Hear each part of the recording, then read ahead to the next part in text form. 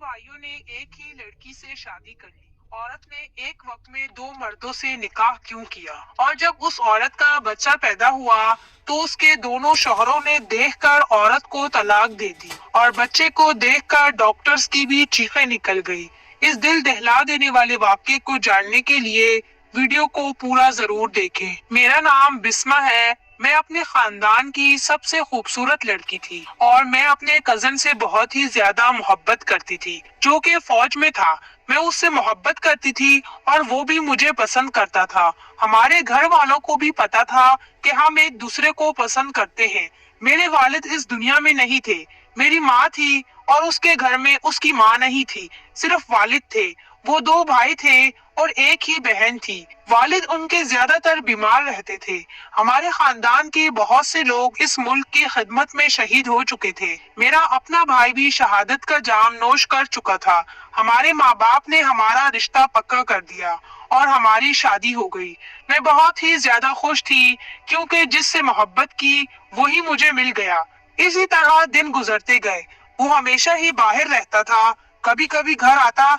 मैं उसके वालिद का बहुत ही ज्यादा ख्याल रखती थी। उसका जो भाई था वो भी फौज में था और वो भी बहुत ही कम घर आया करता था।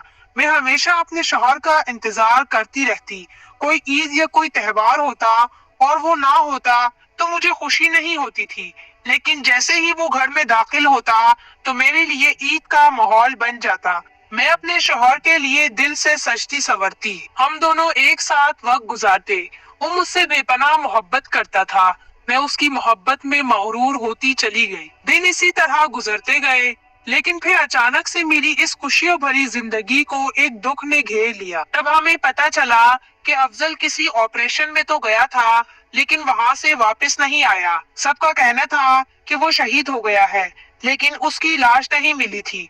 उन लोगों का कहना था कि उसकी लाश को तलाश भी नहीं किया जा सकता क्योंकि बर्फानी पहाड़ थे और बर्फ बहुत ज्यादा गिर गई थी।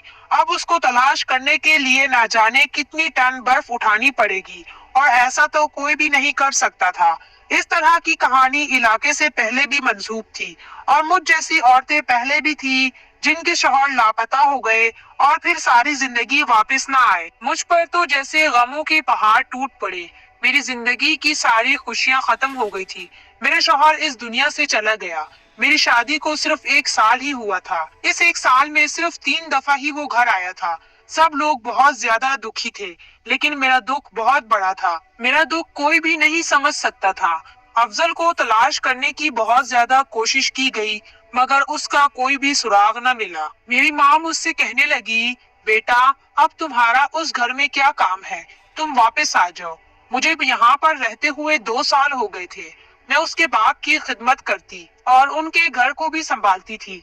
वो लोग मेरा शुक्रिया अदा करते थे और कहते थे कि बेटी तुम चली जाओ, अगर तुमने किसी और से शादी करनी है तो तुम कर लो, लेकिन मेरा दिल नहीं मानता था। इसी तरह करते करते 5 साल गुजर गए। मेरी माँ मुझे ऐसे नहीं देख सकती थी। एक दिन मेरी माँ मुझे जबरदस्ती मौलवी साहब के पास ले गई और उनको सारा मसला बताया। उन्होंने कहा कि बेटी अगर इस तरह का कोई मामला हो कि शौहर की मौत का पता ना हो और 4 साल का अरसा गुजर गया हो तो औरत दूसरा निकाह कर सकती है। मेरी माँ मुझसे कहने लगी कि बेटी तुम हमारी इकलौती औलाद हो, तुम्हारा बाप इस दुनिया में नहीं है। मैंने उससे वादा किया था कि मैं तुझे खुश रखूंगी, तेरी शादी अच्छे घराने में कराऊंगी। इसलिए मैंने तुम्हारी शादी अफजल से कराई थी क्योंकि तुम उससे मोहब्बत करती थी। मैं चाहती थी कि मेरी बेटी को उसकी मोहब्बत मिल जाए और वो अपनी मोहब्बत के साथ जिंदगी गुजारे। लेकिन अब 5 साल से तुझे ऐसी बेवाओं से जिंदगी गुजारते हुए देखकर मेरे दिल में क्या गुजर रही है और तेरे बाप की रूह भी तड़प रही होगी। मेरे दिल में भी अब ये बात बैठने लगी थी कि शायद वो इस दुनिया में अब नहीं है। अगर वो इस दुनिया में होता तो जरूर आ जाता। मेरी माँ ने मुझे अपनी जान के वास्ते दिए। मुझे रो रो कर कहने लगी कि मेरी आखिरी ख्वाहिश समझकर ये बात मान ले। मेरे ससुर ने भी कहा कि बेटी तुम शादी कर लो, हमारा बेटा भी लगता है इस मुल्क पर कुर्बान हो गया। हमें तो खुश होना चाहिए कि वो शहीद हुआ। मैं रातों को उठ उठ कर रोती थी। अफजल का गम जैसे पहले दिन की ही तरह मेरे दिल में ताजा। मेरी माँ ने मेरे देवर से मेरे रिश्ते की बात की तो उसने हाँ कह दी। क्योंकि वो भी अपने भाई की बेवा को सहारा देना चाहता था। उसकी नीयत बुरी नहीं थी, लेकिन मेरा दिल नहीं मान रहा था। मेरी माँ ने मुझे अपनी जान के वास्ते देकर जबरदस्ती मेरी शादी अब्दुल्ला से करवा दी, जो कि पहले मेरा देवर था, अब मेरा शौहर बन चुका था। अब्दुल्ला ने शादी की पहली रात ही मुझसे कहा कि मुझे मालूम है कि तुम और मेरा भाई एक दूसरे से बहुत मोहब्बत करते थे। मुझे भी अपने भाई की मौत का बहुत दुख है, लेकिन मैं आपको सहारा भी देना चाहता हूँ। जब तक आपका दिल मुतमईन न हो, हम इस रिश्ते को आगे नहीं बढ़ाएंगे। आप जैसे चाहें रह सकती है। मैं अब्दुल्ला की दिल से शुक्रगुजार हो गई थी, क्योंकि मेरे दिल में तो अब भी अफजल ही रहता था। फिर वक्त के साथ साथ हम दोनों ने एक दूसरे को कबूल कर लिया। मुझे भी एहसास होने लगा था कि अब अफजल कभी भी वापस नहीं आएगा। दिन इसी तरह गुजरते गए। एक दिन सुबह के वक्त अब्दुल्ला उठा तो वो बहुत ही ज्यादा खुश लग रहा था। वो मुझसे कहने लगा, आज मेरी सालगिरह है और ये पहली सालगिरह है जो मैं तुम्हारे साथ मनाने लगा हूँ। आज तुम अच्छे से कपड़े पहनकर तैयार हो जाना। तुम वही निकाह वाला जोड़ा पहन लेना, क्योंकि तुम तो निकाह पर भी तैयार नहीं हुई थी।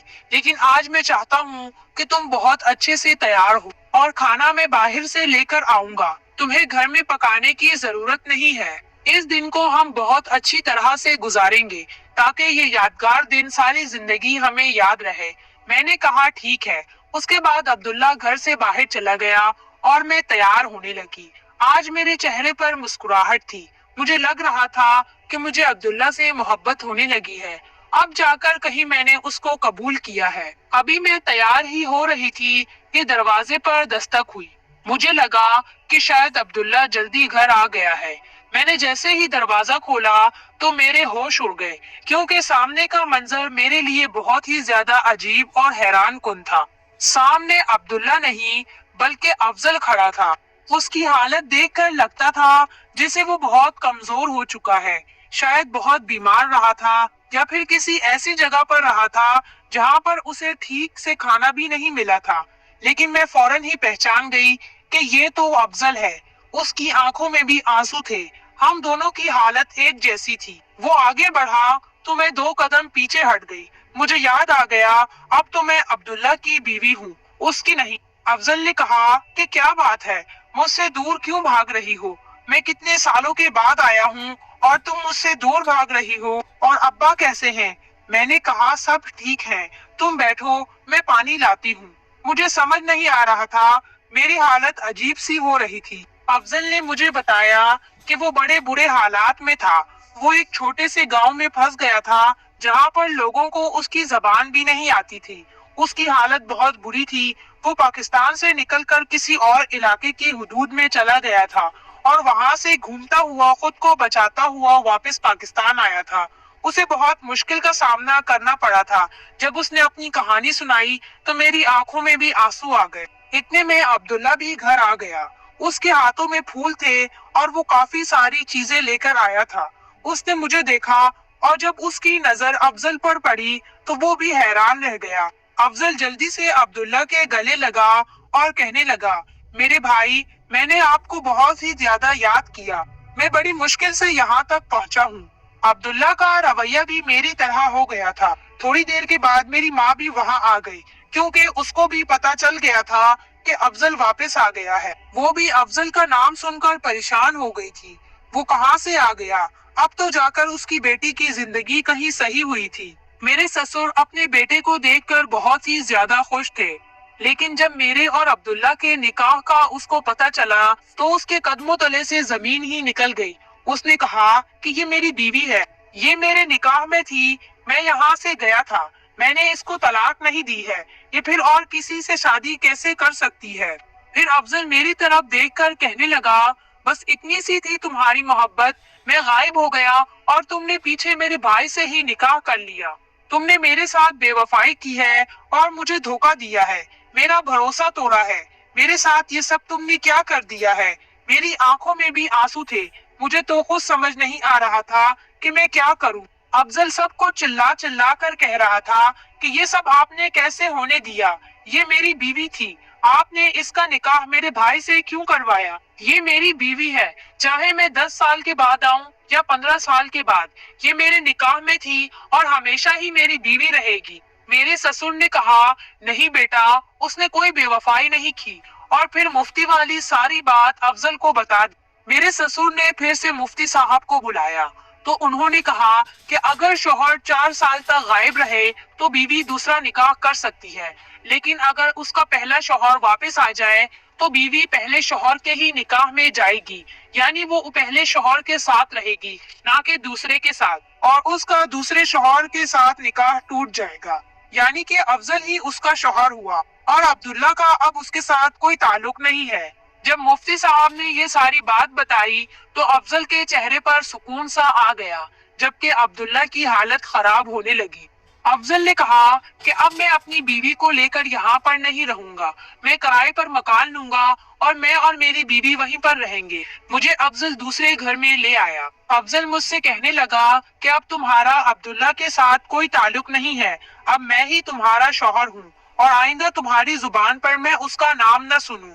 افضل کہنے لگا کہنے کو تو وہ میرا بھائی تھا، میرا سب کچھ تھا، میرے لیے وہ سب سے بڑھ کر تھا، لیکن اس نے جو کیا بہت غلط کیا۔ جو لوگ سب سے زیادہ قریب ہوتے ہیں وہی ہمیں دھوکہ دیتے ہیں۔ اب میں افضل کے ساتھ رہنے لگی۔ اس کا رویہ میرے ساتھ کچھ عجیب سا تھا، وہ بہت زیادہ چڑچڑا ہو گیا تھا کیونکہ وہ اتنے مشکل حالات کاٹ کر واپس آیا تھا۔ میں اس کی حالت سمجھ سکتی تھی اور پھر آہستہ آہستہ وہ ٹھیک ہونے لگا۔ اس کے دل میں میری محبت جاگنے لگی۔ ادھر عبداللہ بار بار مجھ سے ملنے کی کوشش کرتا تھا، مجھے فون کرتا تھا، لیکن افضل نے میرا فون ہی توڑ دیا۔ میں اس سے کوئی بھی رابطہ نہیں کرنا چاہتی تھی کیونکہ مفتی صاحب کی بات کے مطابق اب میں افضل کی بیوی تھی اور وہ میرا شوہر تھا۔ میں ساری رات روتی رہتی اور یہ سوچتی کہ میری زندگی تو عذاب بن گئی ہے، یہ سب کچھ میری ماں نے کیا تھا، میں کسی سے شادی نہیں کرنا چاہتی تھی، مجھے میرے حال پر چھوڑ دیتی، اب میں کیا کر سکتی تھی۔ میں افضل کے ساتھ رہنے لگی۔ مجھے افضل کے ساتھ رہتے ہوئے 3 مہینے ہو گئے۔ ایک دن عبداللہ ہمارے گھر آیا اور کہنے لگا کہ مجھے میری بیوی واپس کر دو۔ اس کی حالت عجیب سی تھی، وہ بہت دکھی لگ رہا تھا، اس نے ٹھیک سے کھانا پینا چھوڑ دیا تھا، میرے بغیر اب وہ نہیں رہ سکتا تھا۔ میں اندر کمرے میں تھی، مجھے افضل نے باہر آنے سے منع کیا تھا کہ تمہاری عبداللہ کے سامنے آنے کی کوئی ضرورت نہیں ہے۔ افضل اور عبداللہ کی لڑائی ہونے لگی۔ مفتی صاحب کو پھر سے بلایا گیا، انہوں نے بھی عبداللہ کو سمجھایا کہ اب تمہارا اس کے ساتھ کوئی تعلق نہیں ہے، وہ تمہاری بیوی نہیں ہے، اب وہ افضل کی بیوی ہے۔ لیکن عبداللہ کسی کی بات ماننے کو تیار نہیں تھا، وہ میرے شوہر کے ساتھ جھگڑا کر رہا تھا۔ اسی وقت اچانک میری طبیعت خراب ہو گئی اور مجھے ایک زور کا چکر آیا، اور جب مجھے ڈاکٹر کے پاس لے جایا گیا تو انہوں نے کہا کہ میں ماں بننے والی ہوں۔ میرے لیے یہ بات بھی کسی مصیبت سے کم نہیں تھی، جبکہ ماں بننا ہر عورت کا خواب ہوتا ہے، کیونکہ اس بچے کا باپ کون تھا یہ مجھے بھی نہیں پتا تھا۔ میں افضل کے ساتھ رہ رہی تھی، ہماری زندگی اچھی گزر رہی تھی، لیکن میں عبداللہ کے ساتھ بھی رہی تھی، مجھے کچھ بھی سمجھ نہیں آ رہا تھا۔ اس بچے کا باپ کون تھا، اس بات کا پتہ تو اب بچے کے آنے کے بعد ہی لگ سکتا تھا۔ عبداللہ افضل سے کہنے لگا کہ اس میں پیٹ میں میرا بچہ ہے، اگر تم اپنی بیوی کو رکھنا چاہتے ہو تو رکھو، لیکن اپنے بچے کو میں ہی رکھوں گا۔ افضل کو غصہ آ گیا اور اس نے کہا کہ بیوی بھی میری ہے اور بچہ بھی میرا ہے، تم میرے گھر سے دفع ہو جاؤ، اور آئندہ تم نے اگر میرے گھر میں قدم رکھا یا میری بیوی کا نام بھی لیا تو میں تجھے جان سے مار دوں گا۔ لیکن عبداللہ میرا نام بار بار لینے لگا تو دونوں کی لڑائی اور بھی شدت سے بڑھ گئی، دونوں ہاتھا پائی پہ اتر آئے۔ میں چلا چلا کر رونے لگی تھی، مجھے ایسا لگتا تھا جیسے یہ سب کچھ میری وجہ سے ہوا ہے۔ اب تو میرے سسر نے بھی مجھے تانے دینا شروع کر دیے تھے اور میری نند نے بھی کہ تمہاری وجہ سے 2 بھائی آپس میں لڑ رہے ہیں، یہ تو ایک دوسرے کی جان لینے پہ تلے ہیں، کبھی یہ ایک دوسرے کو ذرا بھی دکھ نہیں پہنچا سکتے تھے اور آج تمہاری وجہ سے ایک دوسرے کے دشمن بنے ہوئے ہیں۔ ڈاکٹرز نے کہا تھا کہ جب تک یہ بچہ دنیا میں نہیں آ جاتا تب تک ہم نہیں بتا سکتے کہ اس کا باپ کون ہے۔ عبداللہ نے تو پہلے ہی کہہ دیا تھا کہ یہ بچہ میرا ہے، اور جیسے ہی بچہ اس دنیا میں آئے گا میں اپنے بچے کو لے کر یہاں سے چلا جاؤں گا۔ ادھر افضل نے ایک عجیب بات مجھ سے کر دی، اگر یہ بچہ عبداللہ کا ہوا تو ہم اس کو یہ بچہ دے دیں گے۔ میں تو یہ سن کر ہی دنگ رہ گئی، دونوں صورتوں میں مجھ سے بچہ چھیننے کی بات کی جا رہی تھی۔ اگر میری کوکھ میں یہ بچہ نہ ہوتا تو میں کب کی خودکشی کر چکی ہوتی۔ مجھ پر کیا گزر رہی تھی یہ صرف میں ہی جانتی تھی۔ اس طرح وقت گزرتا گیا اور پھر وہ وقت بھی آ گیا جب اس بچے نے پیدا ہونا تھا، اور اسی ٹائم کچھ ٹیسٹ کیے اور یہ بھی پتا لگا لیا گیا کہ بچے کا باپ کون ہے۔ لیکن جب میرے ڈیلیوری کا وقت قریب آیا تو میری طبیعت اچانک بہت زیادہ خراب ہو گئی۔ ڈاکٹرز نے کہا کہ کچھ گڑبڑ لگ رہی ہے، ہمیں آپریشن کرنا پڑے گا۔ اور جب آپریشن کر کے میرے بچے کو پیدا کیا گیا تو ڈاکٹرز کی بھی چیخیں نکل گئی، کیونکہ میرے بچے کو پیدائشی طور پر ایک جلدی بیماری تھی جس کی وجہ سے وہ بہت ہی زیادہ عجیب لگ رہا تھا۔ ایسا لگتا تھا کہ انسان کا بچہ نہیں ہے۔ اس کی جلد بہت ہی زیادہ عجیب سی تھی، جیسے کوئی درخت ہوتا ہے، اس کو جو بھی دیکھتا اس کی آنکھوں میں آنسو آ جاتے اور وہ کانوں کو ہاتھ لگانے لگتا۔ مجھے سمجھ نہیں آ رہی تھی کہ مجھے کس بات کی سزا ملی ہے۔ یہ تو ان دونوں کی انا کی وجہ سے ہوا تھا۔ رپورٹ کے مطابق بچہ عبداللہ کا تھا۔ اس نے بچے کو رکھنے سے انکار کر دیا، اور جب افضل نے دیکھا تو اس نے بھی اس کو پالنے سے منع کر دیا۔ لیکن میں ماں تھی، میں نے افضل سے کہا کہ میں اس بچے کو پالنا چاہتی ہوں، تو اس نے مجھ سے کہا کہ پھر میں تمہیں اپنے ساتھ نہیں رکھ سکتا۔ تو میں نے کہا کہ ٹھیک ہے، تم مجھے چھوڑ دو۔ اس نے کہا کہ اچھا میں تمہیں چھوڑ دوں تو تم واپس عبداللہ کے پاس چلی جاؤ۔